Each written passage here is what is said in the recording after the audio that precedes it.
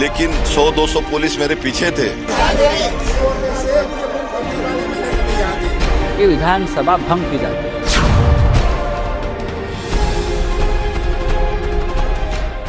नमस्कार, सुदर्शन न्यूज में आपका स्वागत है। मैं हूं मुकेश कुमार और आप देख रहे हैं जवाब तो चाहिए। जवाब तो चाहिए में आज हम बात करेंगे महाराष्ट्र में चल रहे सियासी घमासान की। महाविकास अघाड़ी की सरकार अपनी आखिरी सांसें गिन रही है। मुख्यमंत्री उद्धव ठाकरे को मुट्ठी से सरकार और पार्टी दोनों रेत की तरह फिसलती जा रही है। सरकार और पार्टी को बचाने की हर कोशिश फेल हो रही है।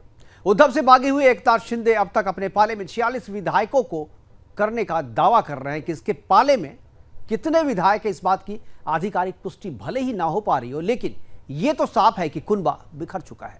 पार्टी में दो फार हो चुके हैं और उद्धव सरकार बचाने की लड़ाई हारने के बाद अब अपनी पार्टी और पॉलिटिकल करियर को बचाने की निर्णायक लड़ाई में फंस चुके हैं। 2.5 साल पहले जब उद्धव ठाकरे बीजेपी से रिश्ता तोड़कर अपनी विचारधारा और हिंदुत्व के कोर एजेंडों से समझौता कर कांग्रेस और एनसीपी के साथ सरकार बना रहे थे, तब उनके पास खोने के लिए कुछ नहीं था।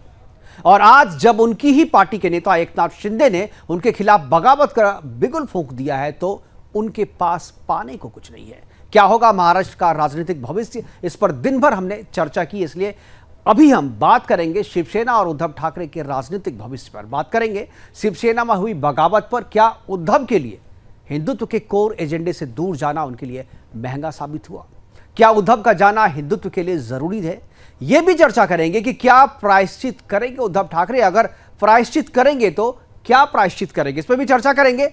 लेकिन पहले देखते हैं कि आज फेसबुक लाइव के जरिए उद्धव ठाकरे ने जो अपने इस्तीफे की बात की और कहा है कि हम किसी पर निर्भर नहीं है। इसके अलावा बहुत सारी बातें उन्होंने की है। आज फेसबुक लाइव के जरिए जनता से जुड़ करके एक झलक आपको दिखाते हैं उस फेसबुक लाइव की, उसके बाद अपने मेहमानों के साथ चर्चा की शुरुआत करेंगे।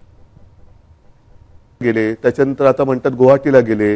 आता त्यातल्या काही आमदारांचे आपल्याला फोन येत आहेत, आम्हाला इकडे आणले गेले, आम्हाला परत यायचंय। आपल्यामध्ये इथे असलेल्या आमदारांना काही फोन येत आहेत, मला त्याच्यामध्ये जायचंच नाहीये। हे जे माझं मनोगत आहे ती मी अवघ्या 5 मिनिटात संपवणार आहे। आणि ते एवढ्यासाठी की काल परवा जी आपली एक निवडणूक झाली विधान परिषदेची, त्या विधान परिषदेच्या निवडणुकीच्या आदल्या दिवशी हॉटेलमध्ये सगळे आपले आमदार होते। मी तिकडे गेलो आणि म्हटली काय परिस्थिती, ही कोणती लोकशाही, ज्यांना आपण आपलं मानतो, शिवसैनिक मरवर मरतात, राबतात, निवडून देतात, जनता सुद्धा शिवसेनेच्या विचारावरती विश्वास ठेवून त्यांना निवडून देते। आणि आपली माणसं ह्यांना सुद्धा आपल्याला एकत्र ठेवावं लागतात का? अरे हा कुठे गेला बघा, तो कुठे गेला बघा, मग मध्येच कोणतरी गायब होतो, कुठे गेला होता, नाही मी जरा बाथरूमला गेलो होतो। म्हणजे बाथरूमला गेला तरी संशय, म्हणजे बाथरूमला म्हणजे असं म्हणतात की शंका ठीक आहे, पण लघुशंकेला गेला तरी शंका, ही कुठली लोकशाही? ही अशी लोकशाही काय मला आवडणारी आणि पटणार नाही। आणि मला वाटतं बाळासाहेबांनाही पटत नव्हतं आणि आपल्यालाही पटणार नाहीये। मला एक मुद्दा काय सांगायचा आहे की मला कशाचाही अनुभव नसताना जे काय घडलं, मी इच्छेपेक्षा जिद्दीने करणारा माणूस आहे। इच्छा असो वा नसो, पण एकदा जबाबदारी अंगावर आली तर ती जबाबदारी मी पूर्ण जिद्दीने पार पाडण्याचा प्रयत्न करतो। आणि त्याच जिद्दीने मी शिवसेना प्रमुखांना दिलेलं वचन पूर्ण करणारच हा निश्चय मनाशी बाळगून रणांगणात उतरलो। त्यावेळेला मी आपल्या समोर आलो होतो, आज सुद्धा समोर आलेलो आहे। कोणताही अनुभव नव्हता आपल्याला, तेव्हा नाईलाज झाला, वेगळा मार्ग पत्करावा लागला। काँग्रेस आणि राष्ट्रवादी हे गेले 25-30 वर्ष आपण त्यांच्या विरोधात, ते आपल्या विरोधामध्ये हे लढत आलेलो आहोत। मग त्याच्यानंतर हे जे काय घडलं हे सर्वांना माहिती आहे की काँग्रेस आणि राष्ट्रवादीने, विशेषतः पवार साहेबांनी, ती बैठक आमची तिन्ही पक्षाची झाली, त्या बैठकीमध्ये सगळं ठरलं। आणि ते ठरल्यानंतर मला त्यांनी सांगितलं की उद्धव जरा 1 मिनिट बोलायचंय। गेले त्याच्यानंतर आता म्हणतात गुवाहाटी। तो करेंगे चर्चा की शुरुआत और दो मेहमान हमारे साथ जुड़ गए हैं। अविनाश सिंह जी हमारे साथ हैं राजनीतिक विशेषज्ञ के तौर पे, और जयंत माइनकर जी हैं राजनीतिक विशेषज्ञ के तौर पे, वरिष्ठ पत्रकार हैं, महाराष्ट्र से हैं, मुंबई से हैं, और पूरी जो ये जो डेवलपमेंट हो रहा है महाराष्ट्र में उन सभी चीज़ों पे बहुत ही बारीकी से, बहुत ही करीबी से नज़र रखे हुए हैं। आज हम बात करेंगे इन सारी चीज़ों पे, जो डेवलपमेंट हो रहा है उस डेवलपमेंट पे हम बात नहीं करेंगे, क्योंकि आज दिन भर हम लोगों ने बात किया क्या राजनीतिक भविष्य होगा, किसकी सरकार बनेगी, आगे क्या होगा, क्या इस्तीफा देंगे। ऐलान कर चुके हैं फेसबुक लाइव के जरिए कि हम इस्तीफा दे सकते हैं, इस्तीफा देने के बाद स्थिति क्या होगी, क्या बीजेपी को बुलाया जाएगा, सरकार बनाने के लिए, चूंकि सबसे बड़ी पार्टी है, तो ये सारी चीज़ें होती रहेगी। ऐसा लग रहा है कि उद्धव ठाकरे के हाथ से जो है वो सरकार निकल गई है। खुद भी उन्होंने आज इस बात को मान लिया है, लेकिन पार्टी उनके हाथ से ना निकले इसके लिए उनका प्रयास अब जारी है। और आज जो फेसबुक लाइव के जरिए उन्होंने जो कहा, बहुत सारी बातें कही, लेकिन एक जो बात जिस पर आज मैं चर्चा करना चाह रहा हूँ और अपने दो मेहमानों से, चूंकि बीजेपी की तरफ से, शिवसेना की तरफ से, कांग्रेस की तरफ से और एनसीपी की तरफ से कोई भी नेता मीडिया में बात करने के लिए अभी अलाउड नहीं है। पार्टी ने सभी पर रोक लगा दिया। इसलिए आज हम अपने पॉलिटिकल एनालिस्ट जो हैं, जो कि इन मुद्दों पे नज़र रखते हैं, समझ रखते हैं राजनीति की, उनसे हम बात करेंगे। अविनाश जी और जयंत मानकर जी हमारे साथ हैं। जयंत जी, मैं शुरुआत आपसे करूंगा। आज फेसबुक लाइव आप देख रहे थे, मराठी में बोल रहे थे, हालांकि हमने उसका ट्रांसलेशन सुना है। आप ज़्यादा समझते होंगे, मैं मराठी उतनी समझता नहीं। ये जो सारी चीज़ें कह रहे थे, इस्तीफे की बात कर रहे थे वो, और कोविड की बात कर रहे थे, एकनाथ शिंदे के साथ आदित्य ठाकरे अयोध्या गए थे, इसकी बात कर रहे थे। इसके अलावा एक जो बात उन्होंने कही कि शिवसेना और हिंदुत्व एक ही सिक्के के दो पहलू हैं। आज उद्धव ठाकरे को ये बोलने की ज़रूरत क्यों पड़ी? वो उद्धव ठाकरे जिनका जो शिवसेना के हैं और शिवसेना का जो कोर एजेंडा है हिंदुत्व का, उस एजेंडे पे रहते हुए उन्होंने शिवसेना ने कांग्रेस के साथ, एनसीपी के साथ सरकार बनाई।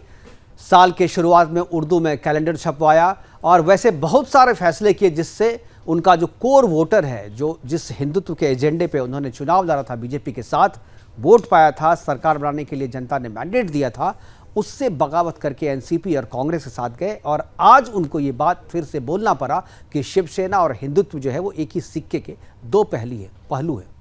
क्या माइनकर जी, आपको ये लगता है कि उद्धव ठाकरे को पछतावा हो रहा है इस बात का कि हमने गलत किया एनसीपी और कांग्रेस के साथ, और हिंदुत्व के एजेंडे से दूर जाकर के हमने गलत किया, और आज उनके साथ जो हुआ है वो तो होना ही था? क्या आपको लगता है कि ये एक रियलाइजेशन है, सेल्फ रियलाइजेशन उद्धव ठाकरे जो आज कह रहे थे फेसबुक लाइव में? अगर उनको ऐसा लगा होता तो जो भी कोई एकनाथ शिंदे ने कहा वो इसके पहले खुद उद्धव ठाकरे कह के बीजेपी के साथ ज्वाइन होते। आज भी उन्होंने यही कहा, हम हिंदुत्ववादी है लेकिन हम बीजेपी के साथ नहीं। और ये आप बोल रहे हैं कि अभी तक कब कहां बोला, ये मैं 2.5 साल से हर फेसबुक लाइव में, वो पत्रकारों से ज्यादा कभी बात नहीं करते, नरेंद्र मोदी जैसी, वो बात अलग है, लेकिन हर फेसबुक लाइव में, असेंबली में, on the floor of the house, जिसका जिक्र अभी खुद उद्धव ठाकरे ने किया कि असेंबली में हाँ मैं हिंदुत्ववादी हूं, ये बोलने वाला महाराष्ट्र का पहला मुख्यमंत्री मैं हूं, ये उन्होंने कहा। और ये भी फैक्ट है, नहीं इसके पहले ये बोलना चाहिए कि मनोहर जोशी भी उनकी पार्टी के थे, वो भी थे, और देवेंद्र फडणवीस भी थे। हाँ, लेकिन हिंदुत्ववादी मैं हूं, ये on the floor of the house किसी ने बोला है क्या? तो वो ये उनका कहना। एक बात उसमें क्या आती है कि यहाँ एकनाथ शिंदे ने बोला है कि हमको ऐसा लग रहा है कि आप बाला साहब के हिंदुत्व से भटक रहे हैं, इसके लिए आप बीजेपी के साथ जाइए। अब जो सवाल उन्होंने पूछे वही सवाल मैं आपके जरिए फिर से अभी रेज करता हूं। नवंबर 19 में ये सरकार बनी, आपको ये जून 2022 में करीब 2.5 साल के बाद ये रियलाइज हुआ कि चलो अभी बीजेपी के साथ जाएंगे। अभी तक इनको रियलाइज नहीं हुआ। ऐसे क्या नौबत आ गई कि एकदम। अच्छा, दूसरी बात, जो आपने 46 विधायक की बात कही, मेरे पास मराठी में वो अपने एकनाथ शिंदे ने भेजा हुआ लेटर है, व्हाट्सएप पे आया हुआ है, मैं आपको भी शायद अभी भेज सकता हूँ। आप भी अपने इसके जरिए, मैं आपको इंटरव्यू में भेज दूंगा इसमें जब ब्रेक होगा तब, और आप दिखा सकते हैं जी। वहां शिवसेना के ओरिजिनल शिवसेना के केवल 34 विधायक है। अब 34 ओरिजिनल शिवसेना मतलब क्या, कौन है ओरिजिनल शिवसेना? 55 विधायक, 55 अभी शिवसेना लेजिस्लेचर पार्टी की स्ट्रेंथ ये 55 है। 55 में से 34 इनके पास आए हैं जिनकी सिग्नेचर आई है। उसके बाद आप जो 46 बोल रहे हैं, जिसमें इंडिपेंडेंट्स है, जिसमें बाकी के पार्टीज के हैं, उनका कोई भी शिवसेना से संबंध नहीं है। अब सवाल ये उठता है कि 55 के 2/3 यानी 37, और आपको पता है एंटी डिफेक्शन लॉ इतना कठोर रहता है कि वो 35-36 तक भी आके अगर संख्या रुक गई 37 का तो भी- मतलब 37, बिल्कुल 37 का मतलब 37, बिल्कुल। नहीं तो हम मानते नहीं। अगर आप किसी दूसरी ओर जाना चाहेंगे हम्म तो ये पूरे 36 के 36 एमएलए विधायक डिस्क्वालीफाई हो सकते हैं। इसका मतलब है फ्लोर ऑफ द हाउस की संख्या उतनी कम होगी, उसके बाद फिर से 36 जगह पे री इलेक्शन होगा। अब ये बताइए कि मध्य प्रदेश और कर्नाटका में 20-25 जगह पे इलेक्शन होने का अनुभव हमने कर लिया है। जिसपे क्या सभी के सभी तो बीजेपी के चुन के नहीं आए, ये भी हमने देखा है। ये जैन जी, possible भी जैन जी, नहीं। इतना आप डिफेंड कर रहे हैं उद्धव ठाकरे जी को, मैं लेकिन डिफेंड नहीं उद्धव कर रहा हूं, मैं फैक्ट बता रहा हूं। नहीं, फैक्ट बता रहे हैं तो ये फैक्ट आपसे ज्यादा उद्धव ठाकरे जी को पता होगा ना। तो उद्धव ठाकरे जी ने तो ये बात नहीं कही अभी, जो फेसबुक लाइव में तो उन्होंने कहा मैं इस्तीफा देने को तैयार हूं, मैं किसी पे डिपेंडेंट नहीं हूं। तो इस्तीफे की बात क्यों कर रहे हैं? हाँ वही हाँ, जो इस्तीफे की जो उन्होंने बात कही है वो एक इमोशनल अपील है। मुंबई, ठाणे, कल्याण, डोंबिवली, उल्लासनगर इस एरिया में शिवसेना के साथ एक ऐसा उनका लगाव है ठाकरे परिवार का, बाला साहेब, उसके बाद उद्धव, अभी आदित्य, कि उन्होंने बोल दिया ठीक है मैं रेसिग्नेशन के लिए तैयार हूं, तो एक इमोशनल अपील आएगा और शिवसैनिक रास्ते पे उतरे हैं जहां मुंबई में भी है, और एक भावना प्रधान हो जाएगा कि नहीं आप रेसिग्नेशन मत दो। ये आज की बात नहीं है, बहुत पुरानी बात मैं बोल रहा हूं, आज से 30 साल पहले बाला साहब ठाकरे ने भी ठीक है, लेकिन ये सिचुएशन तो है ना, वहां पे सरकार मुश्किल में तो है ना, सरकार के तलवार तो लटक रही है ना। 34 आ गए, 34 विधायक आ गए तो 37 भी आ जाएंगे। कौन सा अभी फ्लोर टेस्ट हो रहा है? नहीं, 34 आ गए तो 37 भी आ जाएंगे। 46 का दावा उन्होंने किया है, लेटर तो कल 26 का दिया था, आज 34 का दिया है, कल 37 भी हो जाएगा, 46 भी हो जाएगा। आज सुबह जब गुवाहाटी पहुंचे तो गुवाहाटी में हमारे रिपोर्टर को उन्होंने बोला कि 46 है हमारे पास। देखिए आंकड़े क्या है, किसी के पास कोई ऑथेंटिक जानकारी नहीं है, आधिकारिक पुष्टि किसी के पास नहीं है कि आपके पास होगा, हो सकता है सीधे आपकी बात होती हो, लेकिन अभी तक किसी ने आधिकारिक पुष्टि इस बात की नहीं की है। कल जो 26 लोगों की जो लिस्ट थी, कल 26 थी, आज 34 है। वो जो लेटर चल रहा है, जो मराठी में हमारे पास भी है, हमारे जो रिपोर्टर है उनके पास भी है, लेकिन उसकी ऑथेंटिसिटी पे सवाल है कि ये कौन भेज रहा है, क्या भेज रहा है, क्योंकि कोई सामने आकर के इस बात को नहीं कह रहा है कि हमारे पास इतना है। आखिर नंबर जो माना जाएगा वो तो वो माना जाएगा जब राज्यपाल के पास आप नंबर देंगे, सबके साइन जब वहां परेड होगा तो वो माना जाएगा। अभी दावे किसी के नहीं माने। लेकिन माइनकर जी, माइनकर जी, हम लोग अभी ये चर्चा नहीं कर रहे हैं कि भाई किसके नंबर हैं किसके नंबर नहीं है। ये बात हम मान के चल रहे हैं कि सरकार वहां संकट में है, उद्धव सरकार की कुर्सी जाने वाली है, और अब उद्धव के सामने जो है पार्टी से सरकार से ज्यादा पार्टी बचाने की चुनौती है। अब पार्टी में कौन किसके साथ है, शिव सैनिक किसके साथ है? शिव सैनिक नाराज है, शिव सैनिक किसके साथ है, इसकी लड़ाई है। और मैं जो हिंदुत्व के एजेंडे की बात कर रहा था, मैं अभी अविनाश जी हमारे साथ हैं, अविनाश जी से मैं जानना चाहूंगा। अविनाश जी, क्या आपको लगता है कि आज प्रेस कॉन्फ्रेंस में जो बोलने की जरूरत आन पर इनको, हालांकि पहले भी उन्होंने कहा था, लेकिन पहले बोलना और आज बोलना दोनों में फर्क है, और बोलना और करना इसमें भी फर्क है। आप बोलते तो हैं कि हाँ हम हिंदूवादी हैं, लेकिन हम हिंदुत्व के एजेंडे पे हैं, लेकिन आप करते क्या हैं? साल के पहले दिन जो है उर्दू में आप जो है कैलेंडर छपवाते हैं, जो कभी आपने नहीं किया अब तक, आपके एजेंडे में कभी नहीं रहा। आप करते क्या है? जब लाउड स्पीकर की बात आती है तो मस्जिदों पे लाउड स्पीकर लगे रहते हैं, लेकिन मंदिरों के सामने हनुमान चालीसा पाठ करने वाले को आप जेल भेज देते हैं, राणा और उनकी पत्नी को। तो ये जो सारी चीज़ें हैं, आप करते कुछ है लेकिन दिखता कुछ और है। केवल ये कह देना कि हम हिंदुत्ववादी एजेंडे पे हैं और ये मेरा कोर एजेंडा है, ये बोलने से केवल काम नहीं चलेगा, आपके काम से भी दिखना चाहिए कि आप क्या है। अविनाश जी, क्या आपको लगता है कि अब इस बात का पछतावा हो रहा है, प्रायश्चित करना चाह रहे हैं, और इसीलिए फेसबुक लाइव में आज उन्होंने कहा कि हिंदुत्व और शिवसेना एक ही सिक्के के दो पहलू हैं? मुकेश जी नमस्कार, आपके सारे श्रोताओं को ढेर सारी शुभकामनाएं। देखिए, उन्होंने बहुत अच्छी बात कही कि शिवसेना और हिंदुत्व एक ही सिक्के के दो पहलू।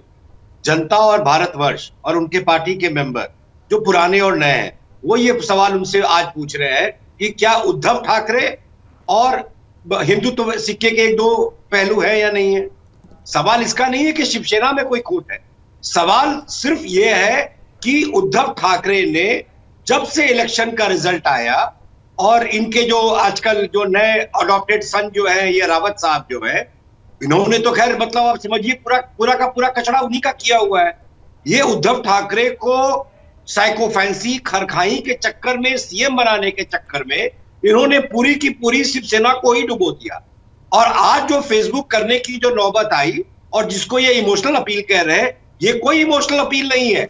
ये सिर्फ ये अपील है लोगों को कहने की बात है कि भाई देखो 2.5 साल अब पूरा हो गया है, जो हमने वादा किया था 2.5 साल के बाद हम सीएमशिप बीजेपी को दे देंगे, तो ये किसी न किसी तरीके से नाक छूने की कोशिश कर रहे हैं, सीधा नहीं ये उल्टा नाक छूने की कोशिश कर रहे हैं।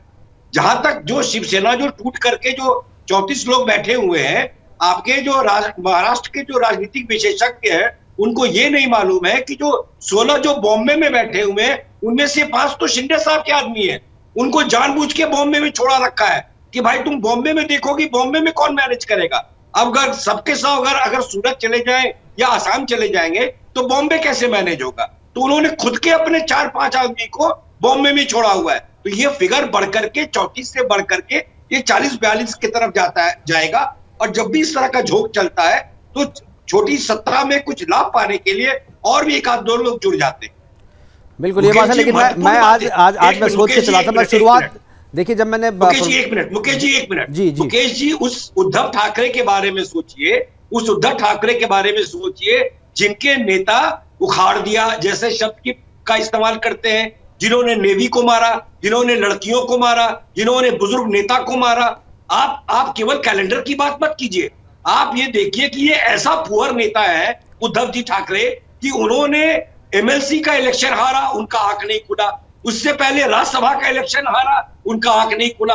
वो आज क्या बात कर रहे हैं कि अयोध्या गए थे दोनों, उनके लड़के और शिंदे साहब साथ गए थे। अरे आप ये ऐसी फुहर बात कर रहे हैं और वो भी फुहर प्लेटफॉर्म पे, फेसबुक जैसा जहां लोग हंसी मजाक करते हैं। तो मुझे तो नहीं लगता कि ये सरकार बचने वाली है, इस सरकार का जाना तय है।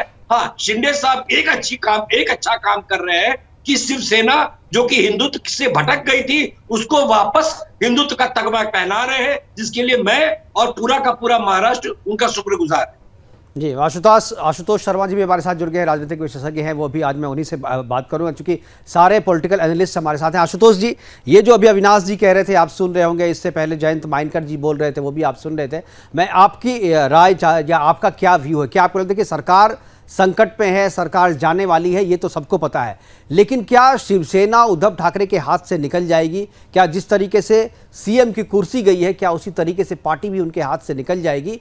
क्या लगता है आपको उद्धव ठाकरे के पास अभी क्या रास्ते हैं? जिस तरीके से इंडिकेट किया है उन्होंने कि मैं फिर से अपने पुराने एजेंडे पे लौटूंगा, क्या ये उनकी मजबूरी है? क्या मजबूरी में उन्होंने ये कहा है क्योंकि अब उनके पास कोई दूसरा रास्ता नहीं है? शिव सैनिकों की तरफ से जो दबाव था उन पे, क्या आपको लगता है कि अब उस दबाव के नीचे जो है वो झुक गए हैं?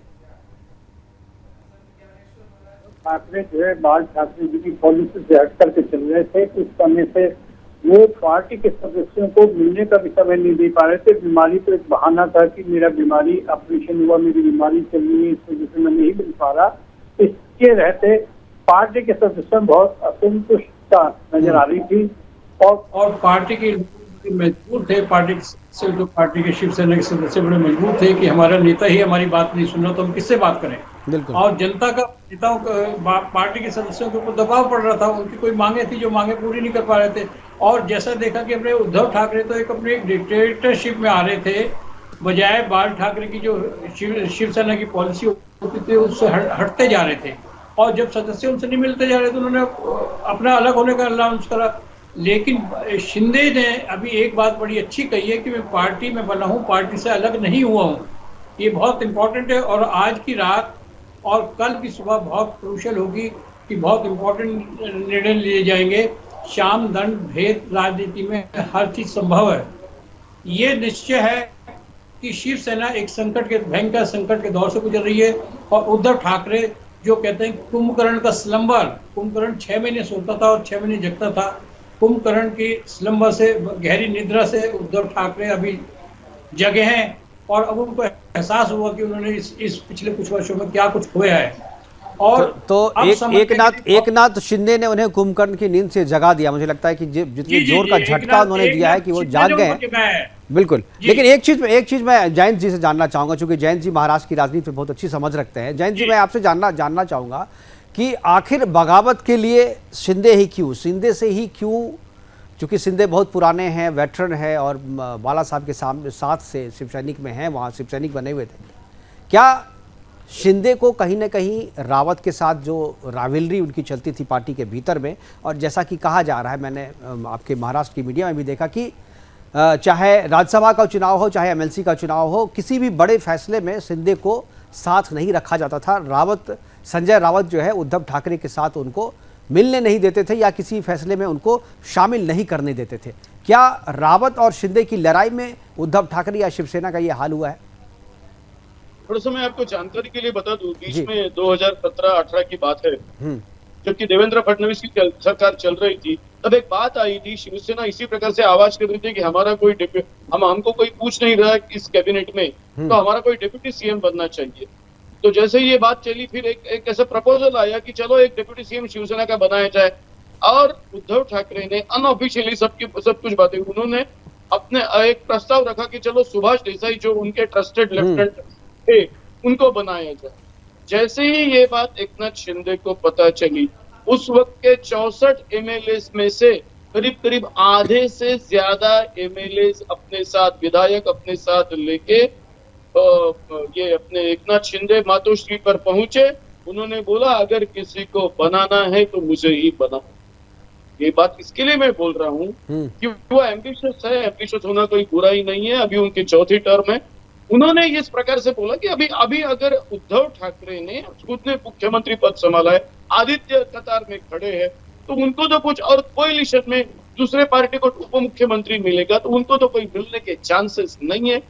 तो ये नतीजे पे आ गए, अगर कुछ करना है तो यही एक वक्त है, राज्यसभा और विधान परिषद में अपनी हार होने के बाद यही एक मौका है, चलो बाहर निकल जाए। मैं आपको एक और बात बता देता हूँ कि 1.5 साल हो गए महाराष्ट्र में स्पीकर नहीं है, क्योंकि महाराष्ट्र के स्पीकर थे कांग्रेस के, और वो उन्होंने इस्तीफा दिया और वो बन गए पीसीसी प्रेसिडेंट। उसके बाद इसके लिए नहीं हुआ क्योंकि एक बात चल रही थी कि चलो यहाँ स्पीकर के इलेक्शन में ही इसी प्रकार से क्रॉस वोटिंग करके सरकार गिराई जाए, तो इसके लिए एक प्रकार से टाला गया, यूं समझो, ये स्पीकर का भी इलेक्शन। लेकिन आज ये जैसे ही नौबत आ गई तो ये एक खुल के बाहर आ गया, और यही अपॉर्चुनिटी देख के एक एम्बिशन लेके कि कहाँ अगर मैं बीजेपी के साथ जुड़ जाऊं तो मुझे डेप्यूटी सीएम तो पक्का मिलेगा, मर्जर करूं या अपना खुद का खेमा रखूं फिर भी डेप्यूटी सीएम मिलेगा। ये दिल में रख के जो बात उन्होंने 2017-18 में अनऑफिशियली ऐसा बोला गया था, तो ये, तो अगर ऐसी बात होती तो अभी तो उनके पास सीएम बनने के भी चांसेस हैं। आप बोल रहे नहीं, एनसीपी ने जिस तरीके से कहा है कि चेहरा बदल दे, हमें कोई फर्क नहीं पड़ता क्योंकि सीएम जो है वो शिवसेना के कोटे की बात है। एक बात आप याद रखिए, हमारे और तुम्हारे बोलने पे हमने और तुमने बोल दिया कि भैया कांग्रेस वाले गांधी को बदलो, इसके लिए कांग्रेस वाले गांधी को नहीं बदलते, या किसी को फारूक अब्दुल्ला को बोल दिया अपने अब्दुल्ला लीडरशिप बदल दो, तो वो बदल नहीं सकते। उसी प्रकार से शिवसेना की ठाकरे लीडरशिप बदल दो, सीएम बदल दो और वहां शिंदे लेके आओ, ये हमारे तुम्हारे कहने से नहीं, ये हम और आप नहीं कह रहे ना, ये तो एनसीपी के लीडर शरद पवार कह रहे हैं ना। शरद पवार कह रहे हैं, हमारे और आपके कहने कि हम क्यों कहेंगे या आप क्यों कहेंगे? हमने तो जो पार्टी के नेता दूसरे बड़े नेता कहते हैं उसके आधार पर कयास निकालते हैं, कयास के आधार पर कहते हैं। उसका जवाब उद्धव ठाकरे ने ये दिया है कि कोई आके मेरे सामने कहे कि आप चले जाइए, इनमें से एक तो भी आके मेरे सामने कहे मैं चला जाऊंगा, यहां तक बोल दिया है। मैं मानता हूं इसको भी कोई ये नहीं है, ये भी इमोशनल है अपील, लेकिन आपको लगता है कोई भी ऑफिशियली सामने आके बोलेगा कि भैया आप रिजाइन कर दो करके?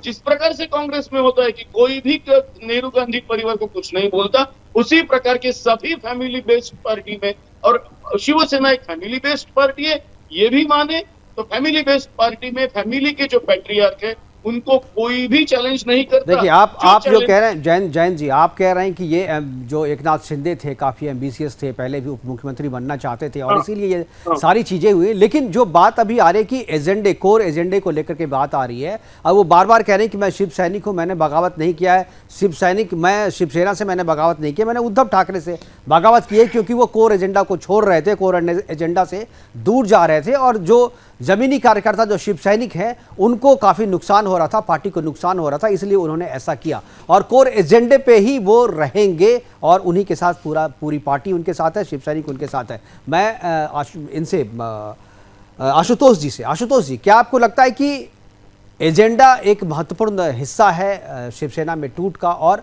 जो एकनाथ शिंदे अभी कर रहे हैं वो एजेंडे के कारण कर रहे हैं और वो इसलिए कर पाए क्योंकि शिवसेना वास्तव में अपने कोर एजेंडा से दूर जा रही थी और हिंदुत्व के एजेंडे को महाराष्ट्र में शिवसेना के लिए बचा के रखने के लिए उद्धव ठाकरे को शिवसेना से दूर करना जरूरी हो गया है?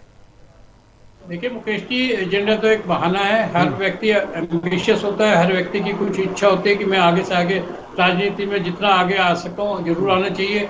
अभी तक उद्धव ठाकरे के नेतृत्व में वो अपने को कुछ अनकंफर्टेबल महसूस कर रहे थे, दबा महसूस कर रहे थे और ये उन्होंने राइट अपॉर्चुनिटी टाइम देखा कि इस समय वो खुलकर के सामने आ रहे हैं। जहाँ तक उद्धव ठाकरे का कहना कि एक भी नेता मेरे सामने आकर के नहीं बोल रहा है, शेर के सामने कौन आकर के शेर के मुंह में जाकर के कहेगा कि आ शेर मुझे खा जा। हर व्यक्ति को अपनी जान का खतरा है, लेकिन जब लोग 40 लोग इकट्ठे होकर के कह रहे हैं कि 40 लोग उनसे अलग है, 55 में से 40 लोग अलग है, तो आप उन पे पार्टी से अलग होने का इल्जाम नहीं लगाया जा सकता क्योंकि वो 2/3 से ज्यादा लोग हैं जो उनके अगेंस्ट खड़े हुए हैं। उसके लिए 37 और 18 का रेशो होना चाहिए था, लेकिन उनके पास 40 लोग एकनाथ शिंदे के साथ हैं और इनके साथ मात्र 15 हैं और आने वाले कल तक हो सकता है 2-4 लोग इधर से उधर और पलट सकते हैं। ये पार्टी का बहाना कि पार्टी की कोर नीतियों से वो अलग हो रहे हैं, ये तो एक बहाना है, लेकिन काफी हद तक उद्धव ठाकरे जो है बाल ठाकरे जी की दिखाई हुई नीति से अलग भी चल रहे हैं, जिससे पार्टी में काफी असंतुष्टता चल रही है और सदस्य लोग मतलब आप लोगों का कहना है कि ये जो लड़ाई है पार्टी के भीतर, ये शिवसेना का अंदरूनी मामला है और ये जो है केवल पद पाने, उप मुख्यमंत्री बनने और अपनी राजनीतिक महत्वाकांक्षा के कारण जो है ये सारी लड़ाई है, इसमें हिंदुत्व का या जो शिवसेना है उसके कोर एजेंडा से इसका कोई लेना देना नहीं है। अविनाश जी, क्या आप भी ऐसा मानते हैं कि ये जो पूरा इशू है इसमें एजेंडे का कुछ लेना देना नहीं है या इस एजेंडे के बूते ऐसा हुआ है और ये इस बात की जानकारी या इस बात का आभास जो है उद्धव ठाकरे जी को भी है कि हमने जो है जो गलती, क्योंकि एजेंडे से समझौता तो उन्होंने किया ही है, जैसे ही एनसीपी और कांग्रेस के साथ उन्होंने सरकार बनाई तो पहले दिन से शिव सैनिक उनकी आलोचना भी कर रहे थे, पहले दिन से ही एक लेटर जो वायरल हो रहा था शिव सैनिकों की तरफ से उसके बारे में भी सबको पता है। तो कहीं ना कहीं एजेंडा तो बीच में है और हिंदुत्व का एजेंडा जो है वही अगला चुनाव भी इनको जितवाएगा, ये भी जानते हैं। अगर इससे दूर रहें तो ये जरूरी नहीं कि अगला चुनाव शिवसेना जीत पाए। मुकेश जी देखिए, शिंदे साहब अपने मालिक के स्वामी भक्त होते हुए उनका एजेंडा उनको वापस कर रहे हैं। शिवसेना को शिंदे साहब के नतमस्तक रहना चाहिए और उनके कार्यकर्ताओं को कि कोई तो ऐसा है जो भटके हुए को वापस राह पे ला रहा है। शिंदे साहब बहुत पुराने शिव सैनिक है, बाला साहब के शिव सैनिक है, वो बार बार इस बात को कह रहे हैं और वो कहीं ना कहीं अपने मालिक का स्वामी भक्ति कर रहे हैं। उनको वापस इस बात को याद दिला करके और एजेंडा को वापस उनके पाले में डाल करके, जो कि उन्होंने कहीं ना कहीं समुद्र में बहा दिया है। आप प्रकरण देखिए, आप साधुओं का मरना, आप प्रकरण देखिए, लाउडस्पीकर का प्रकरण देखिए, आप जो एक्टर जो मर गए वो सुशांत सिंह, उसका प्रकरण देखिए, वाजे का प्रकरण देखिए। तो ये जो सरकार है ये भ्रष्टाचार में लिप्त सरकार के साथ ये बाला साहब की पार्टी तो खड़ी नहीं रह सकती।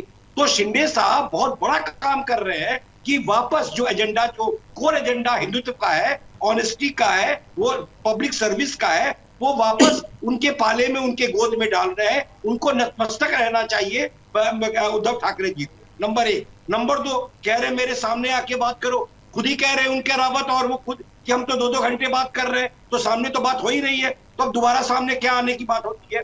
और तीसरी और सबसे इंपॉर्टेंट बात, मुकेश जी ध्यान रखिएगा, जितने भी नेता है ये सूरत होकर के आसाम गए हैं। सूरत गांधी का देश है, गांधी कहां मिलते हैं हमें पता है, और सूरत बहुत बड़ा डायमंड का सेंटर है। अगर ये 35-40 लोग सूरत पहले गए, 24 घंटे 48 घंटे वहां रहे और उसके बाद आसाम गए हैं, तो मुझसे लिखवा के ले लीजिए 10-5 एमएलए तो और वेट कर रहे होंगे कि भैया मुझे भी सूरत बुलाओ जल्दी से जल्दी और हमें भी गांधी का दर्शन करवाओ। बस इशारों में मैं इतना ही कह सकता हूँ। बिल्कुल। क्या कहेंगे शिंदे साहब? माइनकर जी, शिंदे मैं बोल रहा, माइनकर जी क्या कहेंगे? भैया देखिए, मुझे तो एक समझता नहीं है। चलो ठीक है, मैं ये मानता हूँ कि अगर आप ये उनकी बात सही है, मैं भी उनको एंडोर्स करता हूँ कि अगर आप फोन पे 1-1 घंटा बात कर रहे हैं तो ये जरूरी नहीं कि सामने आके बात करें। ये बिल्कुल मैं भी मानता हूँ, ये भी मुझे भी उनका कहना हजम नहीं हुआ था। आप अगर एक घंटा अपनी उनकी पत्नी से बात कर रहे हैं, आप संजय राउत से बात कर रहे हैं, आप उद्धव साहब से बात कर रहे हैं, तो ठीक है, उन्होंने बोल दिया। संजय राउत झूठे आदमी है, वो झूठे आदमी, उससे कोई नहीं बात करता। आप हट जाइए। नहीं मैं इस बात पे आपकी प्रतिक्रिया चाह रहा हूँ कि पहले सूरत गए जहाँ डायमंड व्यापारियों और डायमंड का गढ़ है वो, उसके बाद आप अहमदाबाद आए, उसके बाद जो है फिर आप जो है गुवाहाटी में जाकर के टिके हुए। तो ये जो सूरत कनेक्शन की ओर इशारा कर रहे हैं अविनाश जी, मैं उस पर आपकी प्रतिक्रिया चाह रहा हूँ। तो ये मुझे उनसे ही पूछना है और मुझे आपके जरिए ये सवाल पूछना है कि पहली बात तो इतना सब खर्चा, इतनी सब सिक्योरिटी भारतीय जनता पार्टी केंद्र में बैठी हुई सरकार ये कैसे मुहैया करा रही है, और ये सही है क्या? ये डेमोक्रेसी के लिए सही है क्या? नहीं, इसमें क्या है, देखिए भारत में कोई कहीं भी जाके रुक सकता है, ठहर सकता है, इसमें बीजेपी या केंद्र सरकार का क्या लेना देना है? देखिए मुकेश कुमार, जीते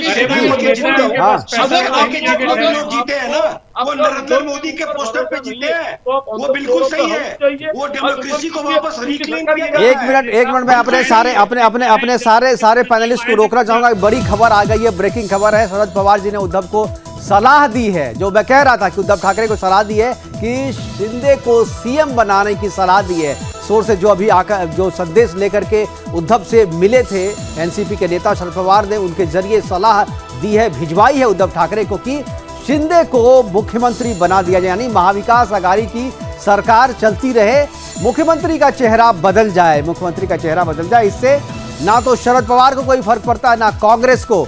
1 घंटे की मुलाकात थी। सुप्रिया सूले और उनके साथ एक और नेता जो है वो गए थे उद्धव ठाकरे से मिलने, और उद्धव ठाकरे को सुप्रिया सूले ने एनसीपी प्रमुख शरद पवार की वो बात उन तक पहुंचाई है, उनकी सलाह पहुंचाई है कि शिंदे को सीएम बना दिया जाए। जो बात अभी जो चर्चा आप कर रहे थे उसी पे मोहर लगाई है। जैसा कि अभी हम कह रहे थे, अपने पैनलिस्ट के साथ चर्चा कर रहे थे कि एनसीपी नेता शरद पवार ने यह इशारा किया है कि मुख्यमंत्री बदल दिया जाए तो सरकार ये बनी रहेगी।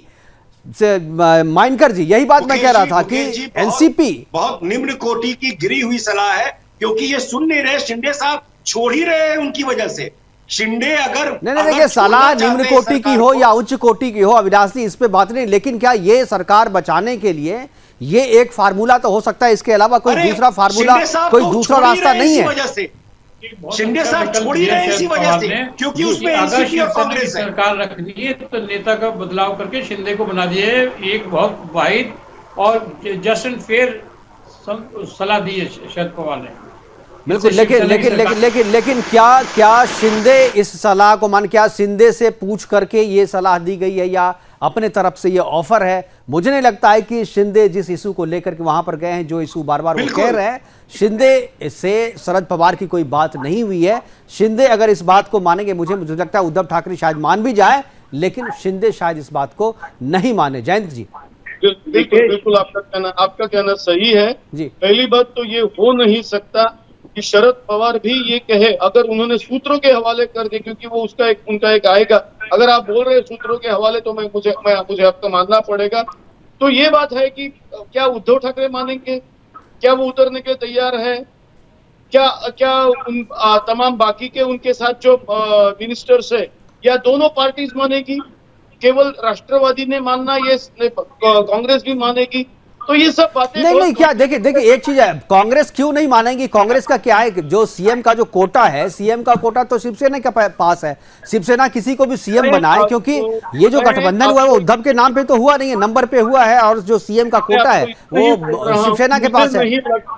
मुझे नहीं लगता जो शिवसेना एक मोनोलिथिक पार्टी है, एक फैमिली बेस्ड पार्टी है, मुझे नहीं लगता कि वो शिंदे को उद्धव ठाकरे की जगह पे जोशी को बनाए। नहीं, लेकिन मुझे लगता है जो मुझे लगता है जो माइनकर साहब, मुझे सरकार में कांग्रेस भी एक फैमिली पार्टी है, कांग्रेस का क्या हक हो रहा है? नहीं, कांग्रेस का कोई विरोध इससे नहीं होगा। मुझे लगता है कि कांग्रेस का कोई विरोध नहीं होगा, और ये अगर उद्धव ठाकरे की जगह शिंदे को बना करके अगर सरकार बचती है तो कांग्रेस भी चाहेगी कि सरकार 5 साल तक चले, क्योंकि फायदा तो कांग्रेस को भी है। वो हिंदुत्ववादी है। शिंदे साहब जितना कह रहे हैं हिंदूवादी है, अगर उन्होंने हिंदूवादी होने का एक परिचय दे दिया तो कांग्रेस कहां चली जाएगी? उनका तो आधार नहीं, मुझे लगता है अविनाश जी, मुझे एक चीज देखिए ये जो सलाह है, ये जो सोर्स के हिसाब से जो सलाह जो आई है, ये सलाह एनसीपी नेता शरद पवार ने शिंदे से बात करके दी है उनको, या अपने मन से दी है, ये इस पर भी तो सवाल है, क्योंकि शिंदे की तरफ से नहीं। अगर शिंदे ऐसा करते हैं, मुझे तो लगता है कि उद्धव ठाकरे मान भी जाएंगे, शिंदे नहीं मानेंगे, क्योंकि शिंदे अगर ऐसा मानते हैं तो पॉलिटिकली सुसाइडल होगा ये, क्योंकि जिस एजेंडे को लेकर के वो गए हैं उनके पास आगे का रास्ता जो है पूरी तरीके से बंद हो जाएगा। और अगर वो मुख्यमंत्री बनते हैं तो उद्धव ठाकरे के पास ये रहेगा कि हमने तो अपने एजेंडे के लिए अपना पद छोड़ दिया था। तो उद्धव तो चाहेंगे कि सरकार बच जाए, और मुझे लगता है कि आज फेसबुक लाइव से उद्धव ठाकरे ने जो कहा है, ये इंडिकेशन उन्होंने दिया है शिंदे को, आओ और मुख्यमंत्री बन जाओ, क्योंकि ये गेम जो है पॉलिटिकल, ये केवल 2.5 साल 2 साल का नहीं है, आगे भी राजनीति चलेगी। इसलिए आने वाले चुनाव में अगर शिंदे बनते हैं मुख्यमंत्री तो मुझे लगता है कि पॉलिटिकली सुसाइडल होगा। अविनाश जी, देखिए मुकेश जी, जिस शिवसेना के लीडर सुप्रीमो श्रद्धेय बाला साहेब ठाकरे के एक आवाज पे पूरी की पूरी महाराष्ट्र जाम हो जाती थी, वहां पे 48 घंटे में 24 घंटे में इस क्राइसिस पे कोई सामने रोड पे नहीं आया। 2-4 छिटपुट घटनाएं इधर उधर आपने देखा, नंबर 1। नंबर 2, शिंदे साहब का पहला कंडीशन ही वही है कि ये पार्टी रास्ता भटक गई है एनसीपी और कांग्रेस के साथ जा करके। तो ये कुछ भी राय दे, इनके सूत्र राय दे, या ये खुद जाके राय दे, या सुप्रिया सुले जाके राय दे, वो राय मानने वाले है ही नहीं। और उनको पता है कि डिप्टी सीएम का पोस्ट उनका रखा हुआ है, सीएम और डिप्टी सीएम में कोई फर्क नहीं होता है। अगर वो भाजपा के साथ भी जाते हैं तो डिप्टी सीएम का पोस्ट उनका रखा हुआ है। ये तो मैं नहीं मानता हूं अविनाश जी की सीएम और डिप्टी सीएम में फर्क नहीं होता है। मैं बिहार में देख रहा हूं क्या फर्क होता है, बहुत फर्क होता है। डिप्टी सीएम कुछ भी नहीं होता है, सीएम सब कुछ होता है। इतना फर्क है। बिहार में बीजेपी इन्वेस्ट नहीं कर रही, इसीलिए बिहार में बीजेपी इन्वेस्ट नहीं कर रही, क्योंकि उसको पता है कि उसका जो वोट है वो 28 से 32% है। किसी न किसी पार्टी की जरूरत पड़ेगी। पर ये बात महाराष्ट्र की बात नहीं है। महाराष्ट्र में अपने दम पे ही भाजपा सरकार बनाने की ताकत रखती है। इसीलिए भाजपा शिंदे साहब को डिप्टी सीएम का पोस्ट विद इंडिपेंडेंट चार्जेस बहुत आराम से देगी। कोई इसमें दिक्कत नहीं है, कोई इसमें दिक्कत नहीं है, और वो ये बात को जानते हैं। लेकिन एक चीज है, क्या माइनकर जी, क्या आपको लगता है कि ये मान लीजिए इस्तीफा देते हैं उद्धव ठाकरे, तो क्या राज्यपाल बीजेपी को सबसे बड़ी पार्टी होने के नाते न्योता देगी सरकार बनाने का? क्योंकि वो या ऐसा भी लग रहा है कि वो कह रहे हैं कि नहीं, हम विधानसभा जो है भंग करने की सिफारिश कर सकते हैं। कोश्यारी साहब तो 2019 से राह देख रहे हैं कि कब बीजेपी की सरकार आए। अभी तक तो वो तो इमीडिएटली दे देंगे। वो 106 है और इनके पास जो भी 34-35 या जो भी रिजाइन करेंगे, अगर इनकी 37 बन गए तो 37 और 106 143 हो जाएंगे। और कोश्यारी साहब इनको दूसरे मिनट में बुला लेंगे। अरे जिन्होंने सुबह बिल्कुल उन्होंने ये दिया था, शपथ दी थी देवेंद्र और अजित को, वो क्या कुछ भी करेंगे इनके लिए। लेकिन अभी तो कोश्यारी साहब राज्यपाल है नहीं चार्ज में, तो गोवा के राज्यपाल हैं जो वो है चार्ज में, क्योंकि उनको कोरोना हुआ पड़ा है। ये सब यहाँ की डेवलपमेंट संभालने के लिए 4 दिन तो लगेंगे ही ना। ये सब 15 दिन में, लेकिन रिपोर्ट आएगी सर 15 दिन में या 7 दिन में? अब तो 7 दिन में होने लगा है। ठीक है, तब तक मुकेश जी मैं कुछ कहना चाहता हूँ। जी अविनाश जी बोलिए। देखिए मुकेश जी, कॉन्स्टिट्यूशनल पोजीशन तो ये कहता है कि गवर्नर है वो हो या प्रेसिडेंट हो, ये एड और एडवाइस पे काम करते हैं सीएम के और पीएम के। तो जब सीएम उनको ये बोलेंगे कि आप हाउस को डिसॉल्व कर दीजिए और इलेक्शन अनाउंस कर दीजिए, तो गवर्नर इनसे पूछेंगे कि आप सीएम है, do you have the floor test? तो नहीं, देखिए अभी तो टेक्निकली सीएम वही है, क्योंकि अब उनके खिलाफ जो है कोई प्रस्ताव तो आया नहीं है। उनकी पार्टी के भीतर में बगावत हुई है, कोई दूसरी जो पार्टी है उनका समर्थन उनसे वापस लिया नहीं है। इसलिए नंबर तो जो टेक्निकली कहें नंबर तो उनके पास है, सीएम तो वो हैं। अगर वो भंग करने की सिफारिश करते हैं तो राज्यपाल को जो है एक बार सोचना पड़ेगा कि हम सिफारिश को अगर सीधे करते हैं तो मुझे लगता है कोर्ट की तरफ भी मामला जा सकता है। लेकिन फिलहाल मामला बहुत ही पेचीदा है, बहुत ही पेचीदा हो चुका है मामला। महाराष्ट्र की सियासत में इस्तीफे की बात कर चुके हैं, और अभी सुप्रिया सुले, ये जो तस्वीर आप देख रहे हैं, सुप्रिया सुले जो है वो जा रही है उद्धव ठाकरे से मिलने के बाद। जो भी हमने खबर दिखाई थी ब्रेकिंग की, सुझाव दिया है एनसीपी ने, और इस सुप्रिया सुले के माध्यम से अपना संदेश शरद पवार ने उद्धव ठाकरे को दिया है कि शिंदे को मुख्यमंत्री बना दिया जाए। तो अब शायद ये जो संकट छाया हुआ है महाराष्ट्र में, सियासी संकट, वो संकट शायद जो है वो ठीक हो जाए। फिलहाल वक्त हो चला है इस प्रोग्राम को वाइंड अप करने का। हमारे साथ जुड़ने के लिए जयंत मानकर जी आपका, अविनाश जी आपका,